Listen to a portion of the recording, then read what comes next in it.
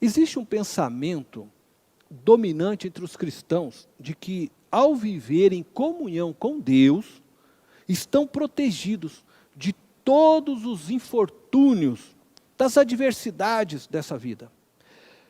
Estes cristãos, eles se baseiam em versos do Antigo Testamento, como os descritos nos Salmos 91, que eu quero ler com vocês. Eu vou ler do verso 1 ao verso 10. Aquele que habita no abrigo do Altíssimo e descansa à sombra do Todo-Poderoso, pode dizer ao Senhor: Tu és o meu refúgio e a minha fortaleza, o meu Deus em quem confio. Ele o livrará do laço do caçador e do veneno mortal. Ele o cobrirá com as suas penas e sob as suas asas você encontrará refúgio. A fidelidade dele será o seu escudo protetor.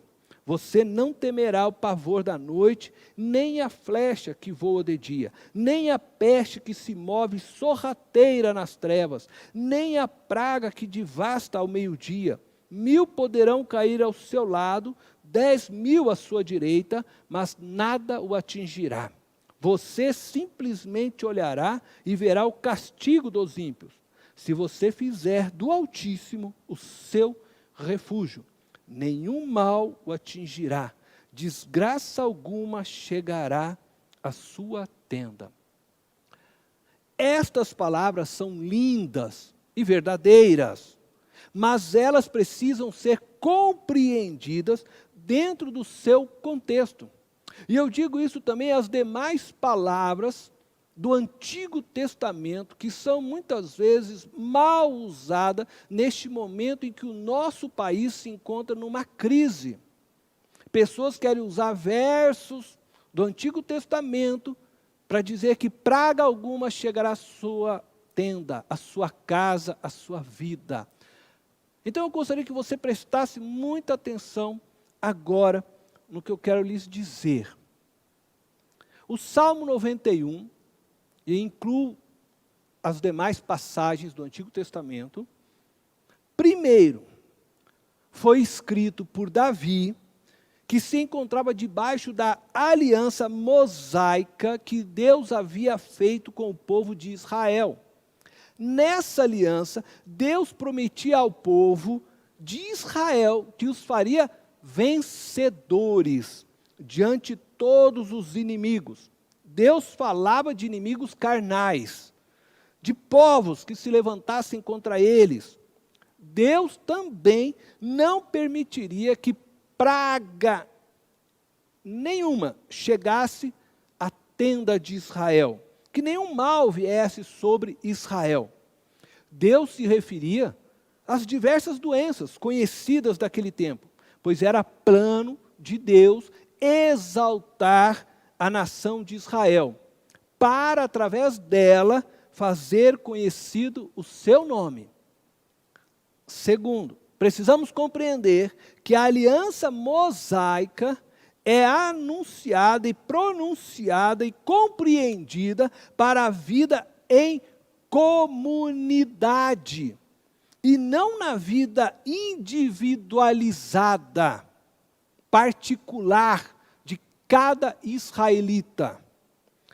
Mesmo em Israel, homens justos morriam ou eram feridos em guerra, como, por exemplo, Urias.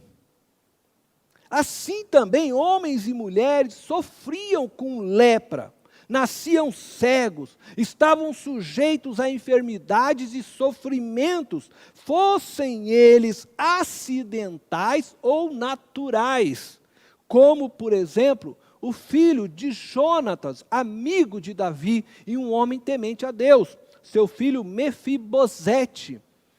Assim podemos citar também a mulher do fluxo de sangue, curada por Jesus. A proteção de Deus era sobre o contexto da comunidade e não sobre cada indivíduo em particular. Veja, mesmo com a bênção de Deus sobre Israel, muitos ainda sofriam, nasciam com lepra, eram cegos, enfim. Nós precisamos entender esta verdade. Terceiro, não vivemos debaixo da aliança mosaica. Vivemos debaixo de uma aliança superior e de uma nova aliança estabelecida por Jesus na cruz, quando o seu sangue foi então derramado por nós, pecadores. Entretanto, nessa nova aliança estabelecida pelo sangue de Jesus, a única promessa de Jesus é estar presente conosco todos os dias de nossas vidas, por meio do Espírito Santo. Jesus não nos prometeu curar-nos de todas as doenças, proteger-nos de todas as pragas, defender-nos de todas as acusações, embora Ele tenha o poder de realizar todas estas coisas por nós. E muitas vezes o faz por nós, manifestando desta forma sinais e prodígios em nosso meio.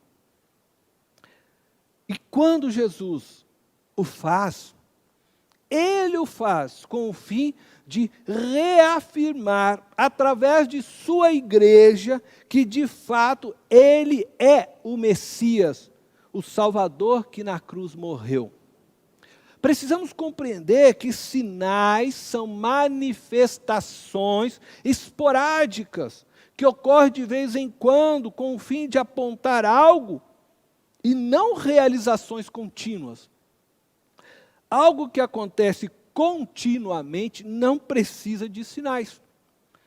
Se as estradas fossem uma curva contínua, não precisaríamos colocar placas apontando que teremos uma curva à frente. Então, querido, se proteja contra o coronavírus.